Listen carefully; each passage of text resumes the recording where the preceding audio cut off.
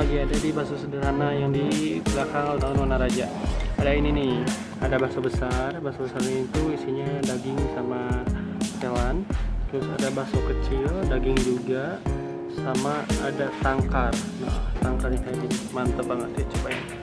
Ini dia namanya bakso sederhana yang ada di alun-alun Wanaraja. Ini tuh ada bakso dagingnya. Yuk cobain.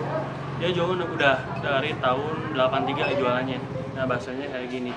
Ini bakso terus dalamnya ada daging.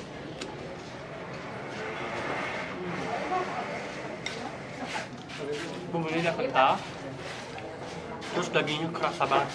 Ini sih kayak bakso Solo yang lain, tetapi tekstur sama sambalnya itu dia jadul banget, jadi enak.